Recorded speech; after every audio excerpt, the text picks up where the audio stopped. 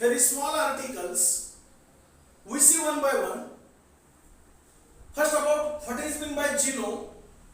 Second, what is meant by genomics. Third, application of genomics. And last, fourth one, human genome project. ही चार छोटी छोटी articles किंवा छोट्या terms आज आत्ता या लेक्चरला व्यवस्थित समजून घ्यायचे.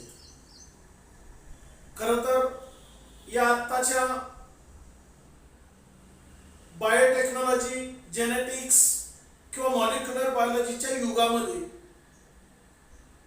जे काही चेंजेस होत आहेत, जे काही संशोधन होत आहेत, रिसर्च होत आहेत, ते सर्वची सर्व जेनेटिक्स या शाखेवरतीच अवलंबून आहे आणि त्याचा हा पाया आहे. आणि म्हणून ह्या टर्म सर्व व्यवस्थित माहिती असणं अपेक्षित आहे. यातला कोणताही एक कन्सेप्ट 2 मार्काला पडेल किंवा 1 मार्काला डेफिनेशनला विचारलं जाऊ शकेल, ऑब्जेक्टिव्ह मध्ये विचारलं जाऊ शकेल, त्याचे ऍप्लिकेशन 2 मार्काला विचारले जाऊ शकेल, किंवा human genome project write an account or brief. थोडक्यात ह्यूमन जिनोम प्रोजेक्ट 3 मार्काला सुद्धा विचारला जाऊ शकतो. आणि म्हणून या दृष्टिकोनातून हे आर्टिकल्स महत्त्वाचे आहेत. So focus on these articles one by one. First, about what is mean bye genome. Genome म्हणजे नेमकं काय? Actually this genome term is first introduced by scientist Winkler in 1920. 1920 साली विंकलर या शास्त्रज्ञाने हा जीनोम नावाचा जी काही संकल्पना आहे किंवा टर्म आहे किंवा कन्सेप्ट आहे तो सर्वप्रथम इंट्रोड्यूस केला किंवा शोधून काढला. मग जीनोम म्हणजे नेमकं काय? Actually it is all genetical constitution of an organism. Suppose this is of an organism. हा कोणताही एखादा ऑर्गॅनिझम आहे, आयदर प्लांट और एनिमल. कोणताही एखादा प्राणी असो किंवा वनस्पती असो, हा तो ऑर्गॅनिझम आहे असं गृहीत धरा. याच्यामध्ये जे काही जीन्स असतील किंवा जेनेटिकल कॉन्स्टिट्यूशन असेल, जे काही सर्वची सर्व उपलब्ध असेल, त्या सर्व जेनेटिकल कॉन्स्टिट्यूशनला खऱ्या अर्थाने जीनोम असं म्हटलं जातं. दुसऱ्या भाषेत सांगायचं म्हटलं तर actually it is a complete one set of chromosome of an organism.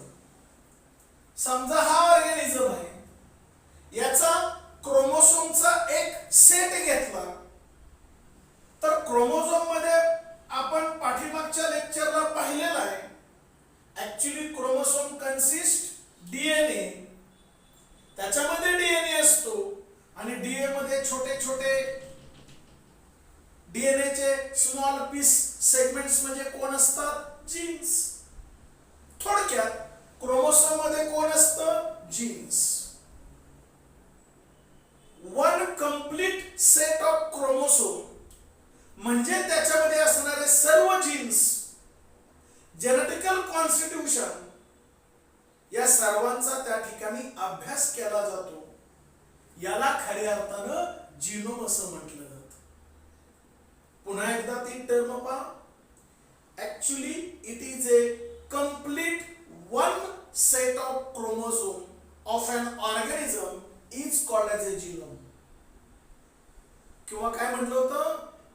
Actually it is overall genetical constitution of an organism also called as a genome. दोन्हीतली कोणतीही डेफिनेशन तुम्ही लिहिली तरी चालू शकेल. The next year what is mean by genomics. मग जिनोमच्या रिलेटेडच दुसरी संकल्पना आहे किंवा कन्सेप्ट आहे जिनोमिक्स.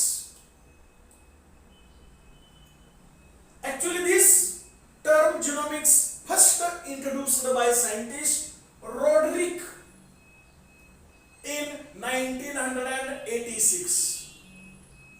1986 साली रोडरिक या शास्त्रज्ञांनी जिनोमिक्स या संकल्पनेवरती काम केलं किंवा हा कन्सेप्ट शोधून काढला असं म्हटलं तरी चालेल. मग आता जिनोमिक्स म्हणजे नेमकं काय? Actually here study of genome, हा जो काय आपण जीनोम पाहिला म्हणजे ऑल जेनेटिकल कॉन्स्टिट्यूशन पाहिलं, ह्या सर्वांचा अभ्यास केला जातो. जीनोमचा अभ्यास केला जातो जिनोमिक्स मध्ये. पण तो कसा केला जातो हे महत्वाचं आहे. थ्रू जीन्स सिक्वेन्सिंग, डीएनए किंवा जीनचं सिक्वेन्सिंग केलं जातं, मॅपिंग केलं जातं, त्याची रचना पाहिली जाते म्हणजे स्ट्रक्चर, जीनची डीएनएची सर्व फंक्शन्स पाहिली जातात. म्हणजे सिक्वेन्सिंग, मॅपिंग, स्ट्रक्चर, फंक्शन या पद्धतीनं सर्वार्थानं अभ्यास केला जातो.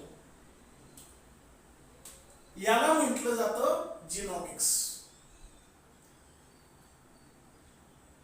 मग ह्या जिनोमिक्स मुळे पुढे भविष्यात उपयोग कोणते होतात, फायदे कोणते होतात?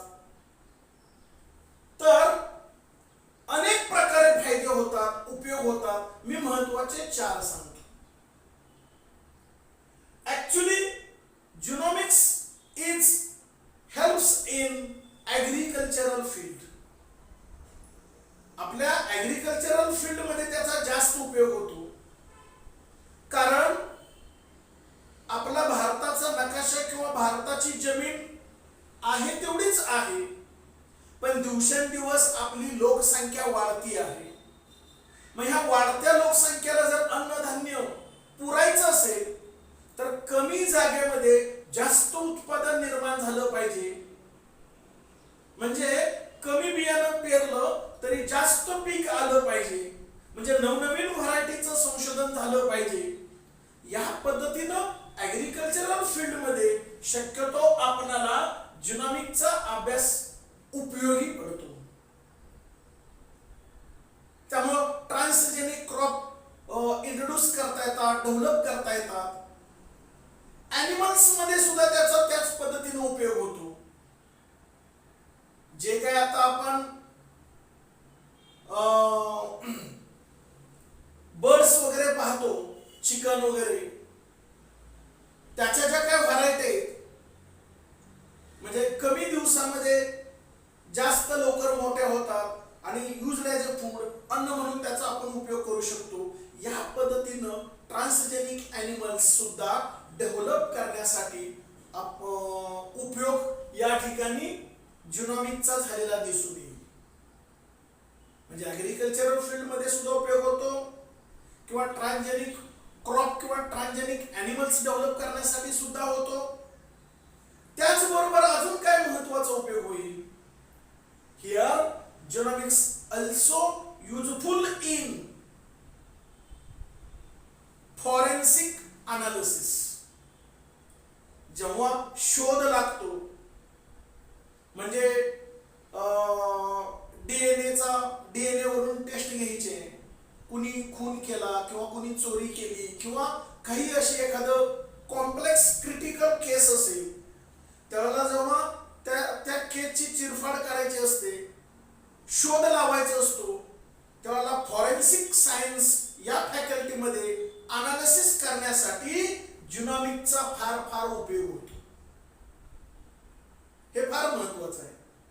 मला वाटतंय टीव्ही सिरियल मध्ये जे काही कधी कधी काय ती शोध वगैरे अशी मालिका लागते, मला त्या मालिकेचं काय फारसा नाव आठवत नाही, पण ते त्यात काहीतरी दया नावाचं कॅरेक्टर आहे वगैरे वगैरे, आणि ते शोध लावतात. त्यामध्ये एक लॅब दाखवली जाते आणि मग ते हा हाताचा ठसा कोणाचा आहे किंवा काय, हे जे काय फॉरेन्सिक सायन्स न अनालिसिस केलं जातं, या पद्धतीनं त्या ठिकाणी जिनोमिकचा उपयोग आपल्याला झालेला दिसून येईल. It also introduced new gene in bacteria to produce enzyme. नवनवीन एन्झाइम्स प्रोड्यूस करण्यासाठी, नवनवीन जीन्स शोधून काढण्यासाठी, तयार करण्यासाठी सुद्धा जिनोमिकचा उपयोग झालेला दिसून येईल. It also useful in human welfare. मानवी कल्याणासाठी वेगवेगळ्या ठिकाणी आपल्याला जिनोमिकचा उपयोग होतो. म्हणजे या पद्धतीनं त्याची ऍप्लिकेशन आपल्याला सांगता येतील. Then here next, Human Genome Project. Human Genome Project हा प्रकल्प आहे, योजना आहे, थोडक्यात प्रोजेक्ट. काही इंग्लिश मधले असे शब्द असतात की त्याला मराठी पर्यायी शब्द सुद्धा आपल्याला कम्फर्टेबल वाटत नाही. इंग्लिश मधला शब्द प्रोजेक्ट जेवढा आपल्याला फॅमिलियर वाटेल, तितका त्याला पर्यायी दुसरा शब्द वापरला तर लवकर कळणार नाही. इतका या प्रोजेक्टला आपण फॅमिलियर झालोय. You know very well about project. हा प्रकल्प आहे. प्रोजेक्ट कसला प्रकल्प आहे? Human genome.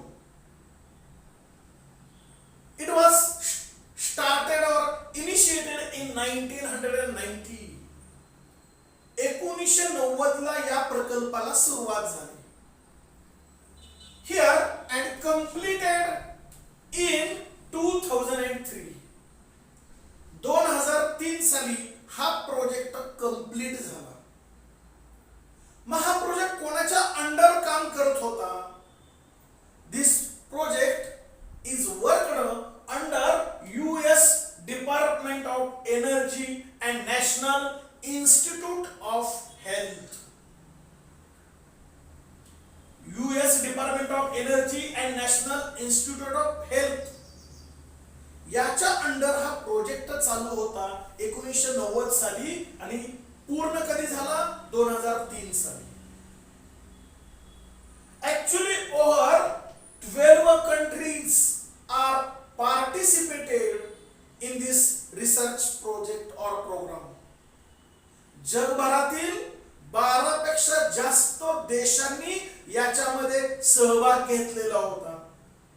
12 पेक्षा जास्त देशातील शास्त्रज्ञांनी या प्रोजेक्ट मध्ये सहभाग घेतलेला होता आणि जगभरातील सर्व शास्त्रज्ञ एकत्रित येऊन ह्यूमन जिनोम प्रोजेक्ट मध्ये काम करत होते. मग हे नेमकं काय काम करत होते? तर आपल्या मानवी शरीरामध्ये जेवढे जीन्स असतील, all genetical constitution of an ऑर्गॅनिझमच्या ऐवजी आता आपण काय म्हणू? Of human. मानवी शरीरामध्ये जेवढं जेनेटिकल कॉन्स्टिट्यूशन असेल त्याच्यावरती रिसर्च करायचा, संशोधन करायचं, अभ्यास करायचा. हे मेन त्यांचं गोल होतं, उद्दिष्ट होतं. मग मानवी शरीरामध्ये जेवढे जीन्स असतील त्याचा अभ्यास करायचा. म्हणजे नेमकं काय करायचं? Study of all genes with reference to structure. सर्व जीनची रचना अभ्यासायची. इट्स फंक्शन, सर्व जीनच्या कार्यांचा अभ्यास करायचा, रचनेचा आणि कार्याचा. Then its expression, gene express कसे होतात, ऍक्टिव्ह कसे होतात, फंक्शनल कसे होतात. समटाइम्स सप्रेस, कधी कधी जीन्स दाबले जातात, ऍक्टिव्ह होऊन दिलं जात नाही. तर ते का दाबले जातात? त्याचं पाठीमागचं कारण काय?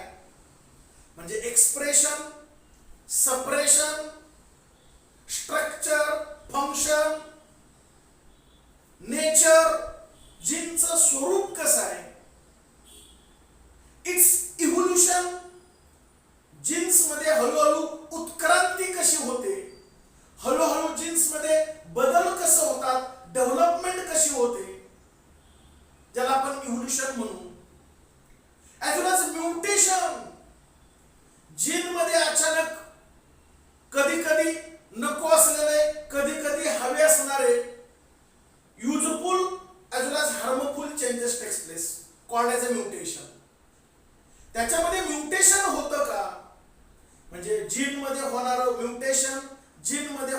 इव्होल्युशन, जीनची रचना, जीनचं फंक्शन, जीनचं एक्सप्रेशन, जीनचं सपरेशन, या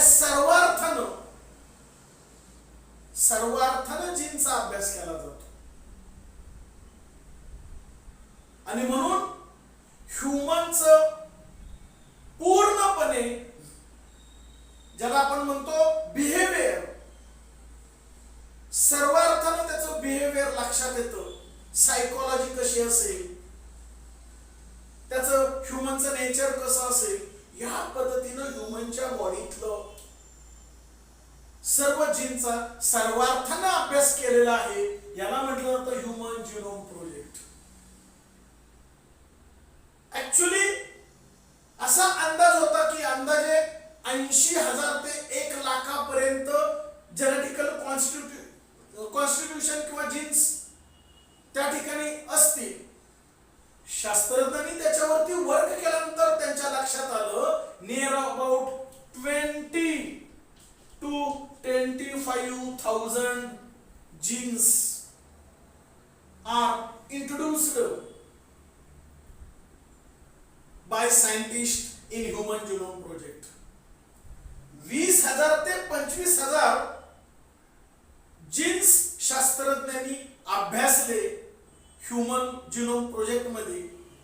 आणि मग त्याचं मॅपिंग, त्याचं सिक्वेन्सिंग, त्याचं अनालिसिस सर्वार्थानं त्या ठिकाणी आणि म्हणूनच ह्युमन बिहेवियरचा त्यांनी कॉन्फिडेंटली अभ्यास केला, सिक्वेन्सिंग केलं.